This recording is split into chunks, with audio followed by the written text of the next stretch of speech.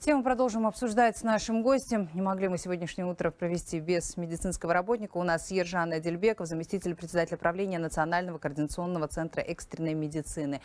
Ержан Бурабаевич, доброе утро. С праздником вас прежде всего. Спасибо Насколько большое. популярна ваша профессия и как обстоят дело с кадрами сейчас?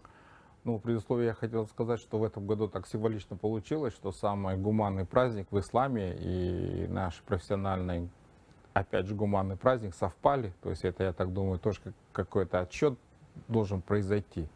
Но насчет профессии, о которой вы спрашиваете, то есть это в народе называется аскаровик, то есть это те медицинский персонал, который у нас работает на передовом фронте, то есть это самое первое звено. То есть вы должны понимать, что когда происходит какая-то экстренная ситуация, несмотря ни на условия погоды, несмотря на, так скажем, время суток, они всегда выезжают и всегда оказывают ту помощь, которая необходима. К сожалению, хочу сказать, что данная профессия, она очень такая трудная и в физическом, и в моральном плане. То есть на каждом выезде можно увидеть все, что угодно, о котором даже в книжках не пишутся.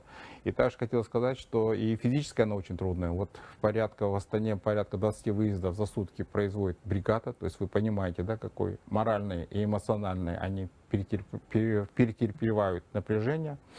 Но в то же время заработная плата, она как бы не соответствует тем физическим усилиям, которые каждый люди прикладывает. Но я хотел бы сказать, что в данной профессии люди больше остаются не из-за того, что зарплата или какой-то статус, а больше из-за того, чтобы помочь людям. То есть это не профессия, это призвание. А сколько сейчас? Какая зарплата у работников скорой? Ну, у работников скорой помощи она где-то больше 350 тысяч, не больше. Это в Астане? Да, это в Астане, да. Угу. Что касается машин скорой помощи, хватает ли их в городах, в селах, их оснащение? Ну вот смотрите, насчет машин хотел сказать, что все-таки есть очень положительная тенденция. Я как хочу сказать, когда я только начинал работать врачом, то главная проблема это были, как вы помните, это УАЗики, да, которые зимой в них холодно, а летом в них очень жарко. Сейчас хочу сказать, что на данный момент, вот из ролика вы видели, более 2000 лишних машин.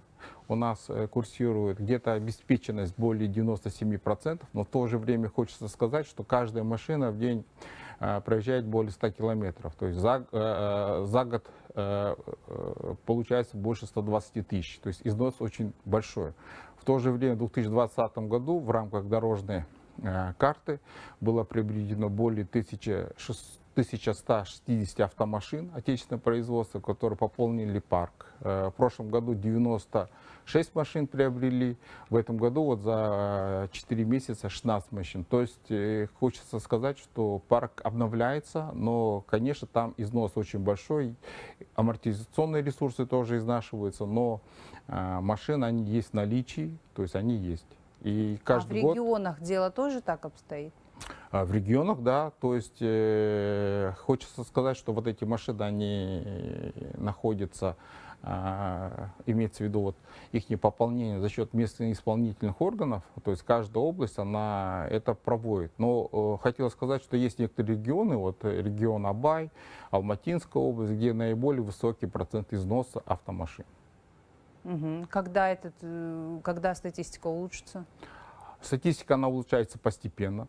То есть она не может единовременно улучшиться, то есть пополняется парк новыми автомашинами, старые списываются. Потом хотел бы сказать, что все-таки новые автомашины это престиж как бы из самой отрасли. То есть одно дело, когда врачи приезжают на УАЗике, да, другое дело, когда приезжают на Mercedes Sprinter. Но хочется сказать, что вот в 2020 году был большой вот эта лизинговая компания, РБК лизинг, о котором я сказал выше, где доставили порядка 1100 автомашин, они соответствуют вот класса Мерседеса, то есть они очень комфортабельно, оснащены всем необходимым оборудованием, то есть они вот, и тем более, что очень комфортно как водителю, так и медицинским работникам в ней и доезжать до места происшествия и оказывать медицинскую помощь. Тема, которую мы не можем не поднять, это нападение на медицинских работников при исполнении служебных обязанностей.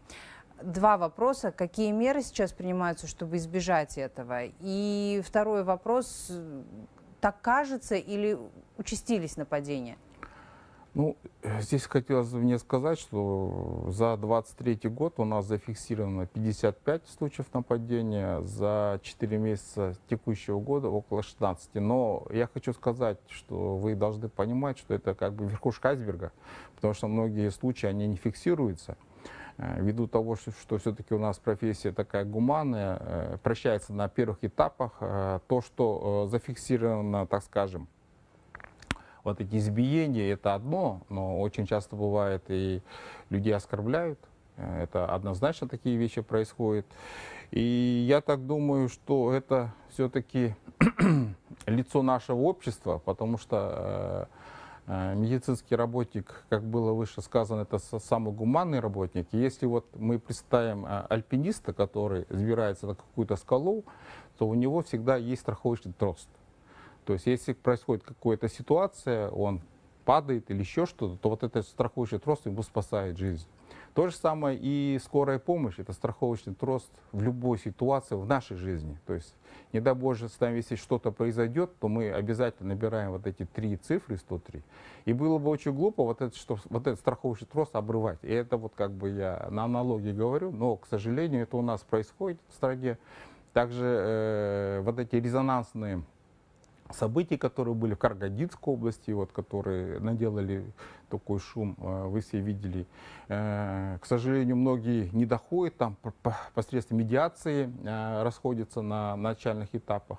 Но я бы хотел сказать, что все-таки вы, наверное, сами и чувствуете, что в стране помимо врачей скорой помощи и на другие службы происходит такая атака, но в данной конкретной ситуации Министерство здравоохранения проводится определенная работа, чтобы приравнять работника скорой помощи к работнику правоохранительных органов.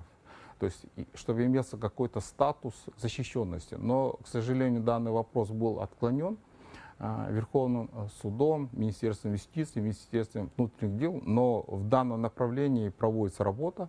Ну а вы считаете, что нужно сделать? Как обезопасить работников скорой? Это вопрос риторический, потому что какой физически крепкий работник, это мы должны проводить какой-то конкурс или... Ну а что делать? Как их обезопасить? Но такую зарплату навряд ли пойдут. Понимаете, физически крепкий молодой человек, о котором вы говорите, он больше заработает, находясь в кузете, где-то в какой-то охране частной, а потом... Каждому фельдшеру охранника не представите, это раз. Надо поднимать статус какими-то такими мерами, которые в то же время ужесточат наказание по отношению этих работников, вот о котором я сказал же выше, что проводится работа к приравниванию статуса. И в то же время хочется сказать, чтобы само общество относилось к данным работникам более, так скажем, привилегированно. Это во всем мире такое. Вот тяжело, наверное, как-то подумать, что происходит, ну вот, допустим, что приезжает служба полиции, и тут же их начинает кто-то избивать или материть. Потому что у них есть статус, и они под этим статусом прикрыты, как под зонтиком. У нас, к сожалению, нет. Зачастую бывает, что две хрупкие девушки, фельдшер там, плюс врач выезжает на какой-то вызов, на том конце вызова черт его знает, что может быть. Вы понимаете, да? И наркоманы, и все остальное, криминальные какие-то элементы. И в данной конкретной ситуации кто им поможет? Вы какой выход предлагаете? Выход предлагается очень простой, чтобы приравнять наших Вы сотрудников. не нашли понимания, но вы настроены продолжать эту работу, Конечно, да? конечно, да. Сейчас мы как раз будем работать через депутатов, и данный вопрос мы будем поднимать, потому что это нельзя так оставлять.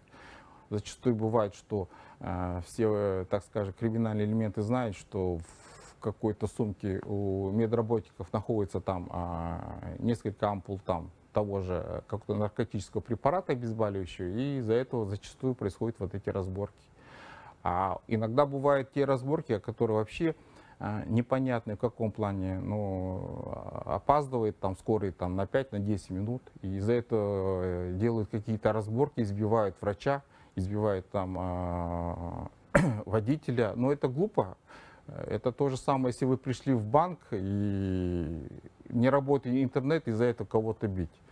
Потому что все-таки у нас есть 4 категории, которые регламентируются: 10, 15, 30 минут.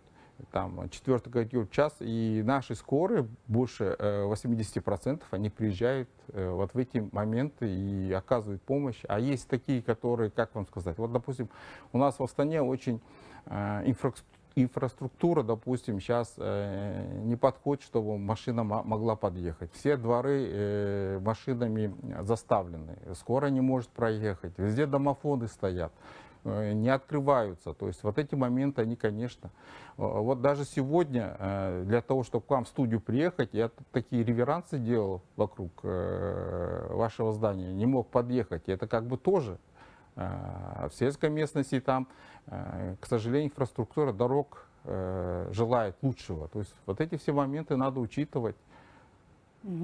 Надеюсь, сейчас услышали нас и депутаты, и руководство Казмедиа. Спасибо большое. Еще раз вас с праздником. Спасибо большое за ваш огромный бесценный труд. Спасибо.